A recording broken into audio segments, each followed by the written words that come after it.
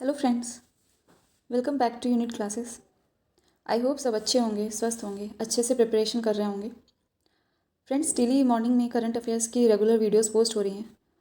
अगर अभी तक चैनल को सब्सक्राइब नहीं किया है आपने तो कर लीजिए और वीडियो को ज़्यादा से ज़्यादा अपने फ्रेंड्स में या ग्रुप में शेयर कीजिए ताकि वो लोग भी ये सेशन ज्वाइन कर सकें। तो शुरू करते हैं आज की क्लास एक नए मोटिवेशन के साथ। फ्रेंड्स, ये इंडिया का मैप है। जैसा आप लोगों ने इसे हज़ारों बार देखा होगा, तो इसका जनरल व्यू हमारे माइंड में हमेशा होना चाहिए, क्योंकि एग्ज़ाम में क्वेश्चन ऐसे ही पूछ लेता है। आजकल पूछ रहा है कि कौन सी स्टेट की सीमा कौन से स्टेट को टच करती है। तो अगर मैप माइंड में क्लियर होगा तो आसानी से आंसर कर पाएंगे। इन ज़्यादा टफ क्वेश्चन होते भी नहीं हैं, मैप बेस्ड ही क्वेश्चन होते हैं, आ जाते हैं एक दो एग्ज़ाम में। ठीक है,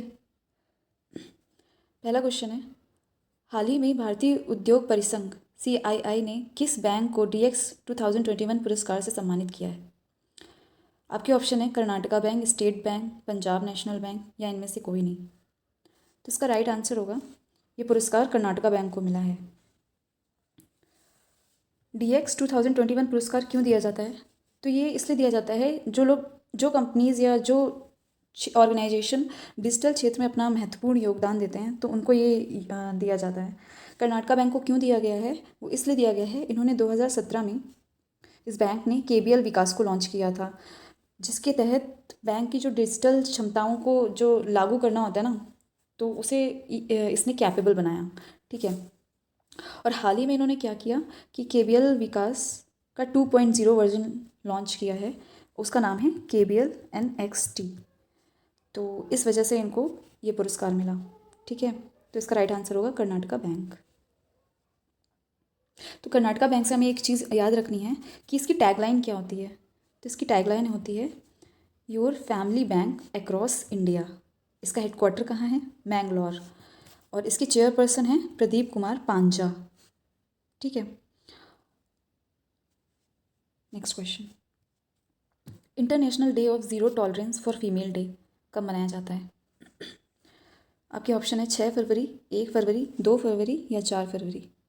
तो इसका राइट आंसर होगा 6 फरवरी को मनाते हैं। इसकी थीम क्या है? तो इसकी थीम है accelerating investment to end FGM मतलब फीमेल जेनाइटल म्यूटिलेशन। ठीक है, अगर हिंदी में देखें तो इसकी थीम है महिला जननांग विकृति को समाप्त करने के लिए निवेश में तेजी लाना।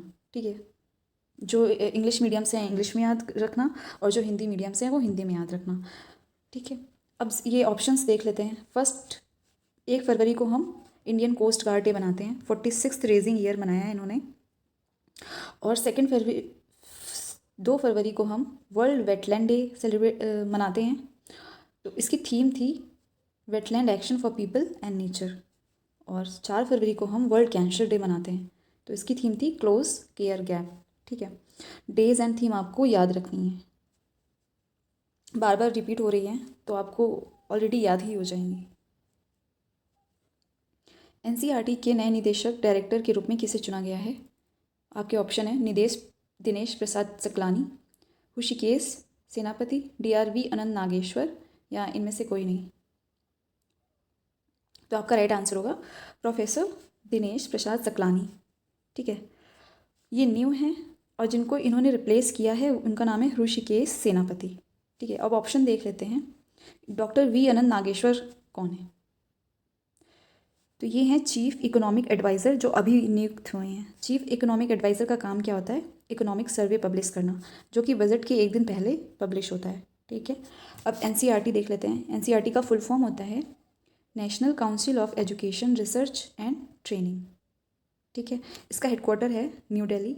स्थापना हुई थी 1961 और ये गवर्नमेंट इंडिया के तहत आती है। ठीक है, इतना आपको याद रखना है। तो इसका राइट आंसर होगा दिनेश प्रसाद सकलानी।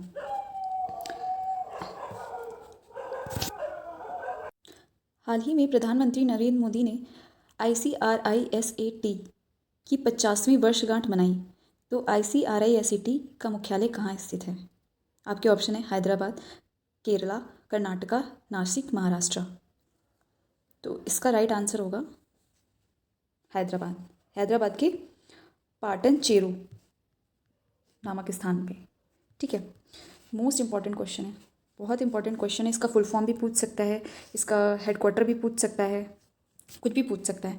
ठीक है, तो ऑप्शन देख लेते हैं। ये सारे ऑप्शंस बहुत इंपॉर्टेंट है। केरला, कर्नाटका, नासिक, महाराष्ट्र। तो केरला में अभी हाल ही में केरल ओलंपिक का आयोजन हो रहा है। कब होगा? 2022 में, मई 2022 में। और इसका शुभंकर क्या है? खरगोश, जिसका नाम है नीरज। ठीक है, कर्नाटका से देखते हैं। यहाँ पे द होयसाला टेम्पल, जिसको यूनेस्को वर्ल्ड हेरिटेज साइट के लिए नामांकित किया है भारत सरकार ने। ठीक है, तो ये है लॉर्ड विष्णु और शिवा को डेडिकेटेड टेम्पल है। तो इसी के साथ हमारे जो यूनेस्को हेरिटेज हैं वो 40 हो गए हैं, और एक मिक्स है, मतलब 39 + 1 एक मिक्स है। तो मिक्स का जो मिक्स हेरिटेज है वो है कंचनजंगा नेशनल पार्क। ये आपको याद रखना है। ठीक है, लास्ट ऑप्शन देखते हैं, नासिक, महाराष्ट्र।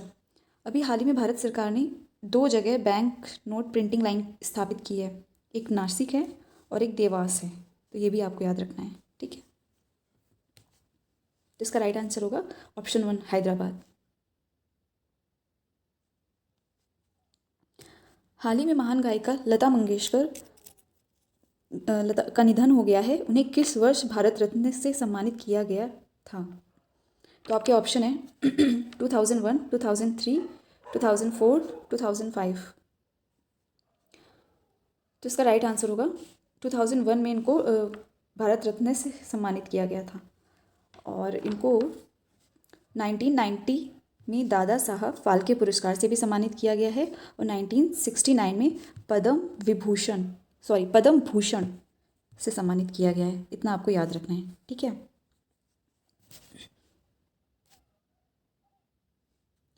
स्वराज बिलिटी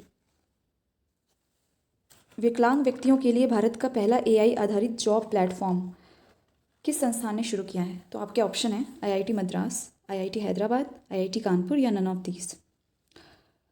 तो इसका राइट आंसर होगा IIT हैदराबाद। ठीक है, ये इन्होंने लॉन्च किया है IIT हैदराबाद ने। और स्वराजबिलिटी है क्या? तो ये एक प्लेटफॉर्म है जो कि ये एक जॉब पोर्टल है जिसमें जो विकलांग व्यक्ति होते हैं तो उनको लोगों को ट्रेनिंग प्रोवाइड की जाती है और जॉब सर्च करने में उनकी मदद की जाती है। ठीक है, इतना आपको याद रखना है। ABD के आंकड़ों के अनुसार 2021 में ADB मतलब एशियन डेवलपमेंट बैंक में भारत को कितना ऋण प्रदान किया था? आपके ऑप्शन है 4.6 बिलियन, 5.8, 5.2। तो इसका आंसर होगा $4.6 बिलियन। ठीक है, अब ADB का हेडक्वार्टर बहुत इंपॉर्टेंट है, पूछ ही लेता है। तो इसका हेडक्वार्टर है फिलीपींस। ठीक है, फिलीपींस से याद रखना, इसकी कैपिटल है मनीला और करेंसी है पेसो। ठीक, अब ADB के जो अध्यक्ष हैं उनका क्या नाम है? तो उनका नाम है मासात्सुगु आसाकावा। ठीक है, इसके सदस्य देश 68 हैं और इसकी स्थापना हुई थी 19 दिसंबर 1966 में। ठीक है, तो इस क्वेश्चन का राइट आंसर होगा $4.6 बिलियन ADB ने भारत को दिया था ऋण के रूप में। हाल ही में KVIC खादी एवं ग्रामोद्योग आयोग ने अपने सबसे पुराने संस्थान का लाइसेंस रद्द कर दिया है। वह कहाँ स्थित है? मुंबई, मध्य प्रदेश, अरुणाचल प्रदेश या इनमें से कोई नहीं। तो इसका राइट आंसर होगा मुंबई में स्थित है। और क्यों रद्द किया है? क्योंकि धोखाधड़ी और नकली खादी उत्पादों की बिक्री शुरू कर दी थी, जिसके कारण इनका लाइसेंस रद्द करना पड़ा। तो KVIC की स्थापना, इसका हेडक्वार्टर या इसके अध्यक्ष कौन है? तो ये देख लीजिए कि इसकी स्थापना हुई थी 1956 में। इसका मुख्यालय मुंबई और इसके अध्यक्ष हैं विनय कुमार सक्सेना। ठीक है, और अरुणाचल प्रदेश से याद रखना, यहाँ पे तोरंग्या महोत्सव मनाया गया हाल ही में, तोरंग्या महोत्सव। और एक लद्दाख में मनाया गया है फेस्टिवल, तो उसका नाम आपको कमेंट बॉक्स में बताना है। ठीक है, लद्दाख में कौन सा फेस्टिवल हाल ही में मनाया गया है? अंतर्राष्ट्रीय ओलंपिक समिति ने 2028 समर ओलंपिक खेलों के लिए नए खेलों को शामिल करने की मंजूरी दे दी है। तो ये कहाँ आयोजित हो रहा है? ओलंपिक 2028 कहाँ आयोजित होगा? आपको इसका राइट आंसर बताना है। तो Los Angeles, Beijing China, India या नन ऑफ दिस। तो ये लॉस एंजल्स का राइट आंसर है फर्स्ट। 3 नए खेल कौन से हैं? तो पहला है सर्फिंग, दूसरा है स्केट बोर्डिंग और तीसरा है स्पोर्ट क्लाइंबिंग। ठीक है। चाइना से याद आया, डिप्लोमेटिक बाइकॉट किसने किया है? इंडिया ने चाइना को ओलंपिक में। तो बीजिंग में विंटर ओलंपिक शुरू हो गए हैं ना, जो अभी चल रहे हैं, तो इंडिया ने वहाँ का डिप्लोमेटिक बाइकॉट किया है। ठीक है। अब देखते हैं आईओसी मतलब कि अंतर्राष्ट्रीय ओलंपिक समिति का हेडक्वार्टर। इसका हेडक्वार्टर, आईओसी का हेडक्वार्टर है लुसानी, स्विट्ज़रलैंड, और इसके अध्यक्ष हैं थॉमस बॉक। ठीक है। इंटरनेशनल ओलंपिक कमेटी इसका फुल फॉर्म है। इतना आपको याद रखना है। 3 नए खेलों के नाम भी याद रखने हैं, ये पूछेगा पक्का। और ये भी याद रखना है कि ये कहाँ मतलब आयोजित किया जा रहा है, लॉस एंजल्स। बीसीसीआई के अध्यक्ष सौरव गांगुली ने हाल ही में दुनिया के तीसरे सबसे बड़े क्रिकेट स्टेडियम की आधारशिला रखी है। यह स्टेडियम कहाँ स्थित है? जयपुर, राजस्थान, मेघालय, तमिलनाडु या इनमें से कोई नहीं? तो इसका राइट आंसर होगा राजस्थान। तो ये 100 एकड़ ज़मीन में बनाया जा रहा है, स्टेडियम बनेगा। ये भारत का दूसरा और वर्ल्ड का 3rd लार्जेस्ट स्टेडियम है। मतलब भारत का दूसरा है तो भारत का पहला कौन है? तो भारत का पहला है नरेंद्र मोदी स्टेडियम, जिसको पहले हम लोग मोटेरा स्टेडियम के नाम से जानते थे, जिसका नाम बदल के नरेंद्र मोदी स्टेडियम कर दिया गया। ये है कहाँ पे? ये अहमदाबाद में है। ठीक है। ये वर्ल्ड लार्जेस्ट स्टेडियम है। ठीक। तो इसका राइट आंसर होगा जयपुर, राजस्थान। ठीक है। और एक चीज़ ये भी याद रखनी है, बीसीसीआई के अध्यक्ष सौरव गांगुली हैं। ठीक है। ये भी पूछ लेगा। जितने भी क्वेश्चंस हैं वो सारे मोस्ट इम्पॉर्टेंट है एग्ज़ाम्स के लिए। इसमें स्टैटिक भी आपका क्लियर ही हो रहा है लगभग। ठीक। भारत में अपनी ग्राहकों को जीवन बीमा और निवेश उत्पादों को डिजिटल रूप में पेश करने के लिए लाइसेंस निजी बीमा कंपनी के साथ करार किया है। किसने किया है? पॉलिसी बाजार, HDFC life insurance, ICCI prudential life या इनमें से कोई नहीं? तो इसका राइट आंसर होगा पॉलिसी बाजार। पॉलिसी बाजार ने, ठीक है, एलआईसी ने पॉलिसी बाजार के साथ टाई अप किया है। ठीक है। एलआईसी से याद रखना है कि अभी हाल ही में इसने 10th पोजीशन प्राप्त की है ब्रांड फिनेंस 2022 रैंकिंग लिस्ट में। ठीक है। अब पॉलिसी बाजार से देखते हैं इनके सीईओ कौन है और इसकी स्थापना कब हुई थी। सीईओ हैं यशीश दाहिया। ठीक है। और इसकी स्थापना हुई थी 2008 में। ठीक है। इसका राइट आंसर होगा पॉलिसी बाजार। यहाँ पे एलआईसी होगा, लाइसेंस नहीं होगा। पश्चिम बंगाल सरकार ने प्राथमिक व पूर्व प्राथमिक छात्रों के लिए एक ओपन एयर क्लासरूम प्रोग्राम शुरू किया है। उसका नाम क्या है? परय शिक्षालय, परय विद्यालय, परय स्कूल या इनमें से कोई नहीं? तो इसका राइट आंसर होगा परय शिक्षालय। ठीक है। ओपन एयर क्लासरूम प्रोग्राम है क्या? तो इसमें ये होगा कि बच्चे खुले में पढ़ेंगे एक तो, और उनको दूसरा मिड डे मील प्रोवाइड किया जाएगा। ठीक है। अब पश्चिम बंगाल की आपको सीएम को अब तो पता ही है, ममता बनर्जी। ठीक है।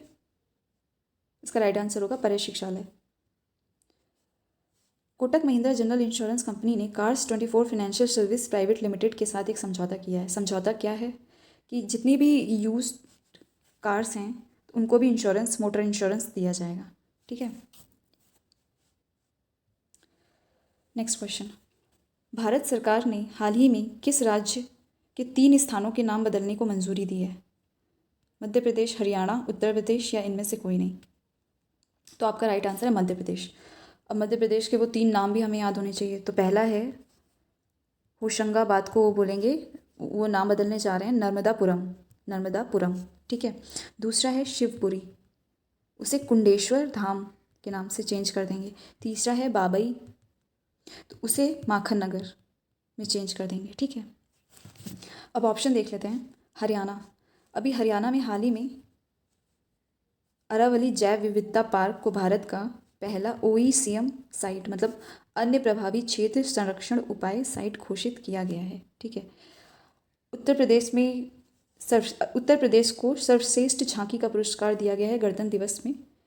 तो अब आपको ये बताना है कमेंट बॉक्स में कि इस झांकी का विषय क्या था।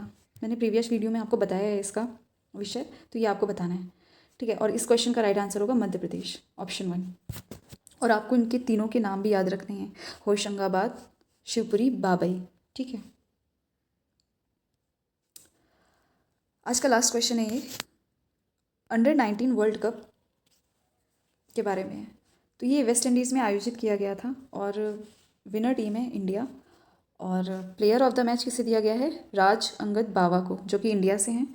और प्लेयर ऑफ द सीरीज़ दी गई है डेवॉल्ट ब्रेविश को, जो कि साउथ अफ्रीका से हैं, ठीक है। इतना आपको याद रखना है। वेस्ट इंडीज़ की कैपिटल पूछ लेता है, करेंसी। तो कैपिटल है चौगारा मास, बड़ा अजीब सा नाम है। और करेंसी है जमाइकन डॉलर, ठीक है। ये भी आपको याद रखना है। ये आज का लास्ट क्वेश्चन था। तो फ्रेंड्स, आज के लिए इतना ही। अगर आपको वीडियो पसंद आई है तो प्लीज़ लाइक, शेयर, सब्सक्राइब ज़रूर करिएगा। और PDF आपको हमारे GRG सर ऐप में मिल जाएगी। ऐप का लिंक डिस्क्रिप्शन बॉक्स में दिया हुआ है। इसके साथ ही करंट अफेयर्स की प्लेलिस्ट भी है, तो जिसको आप वहाँ पे सारे आपको वीडियोस अवेलेबल होंगे। और स्वस्थ रहिए, खुश रहिए, पढ़ते रहिए। और आगे की क्लास के अपडेट के लिए चैनल को सब्सक्राइब कीजिए और वीडियो को ज़्यादा से ज़्यादा शेयर कीजिए। और अगर आपको ये क्लास अच्छी लगी है तो प्लीज़ लाइक, शेयर, सब्सक्राइब करना ना भूलें। Thank you.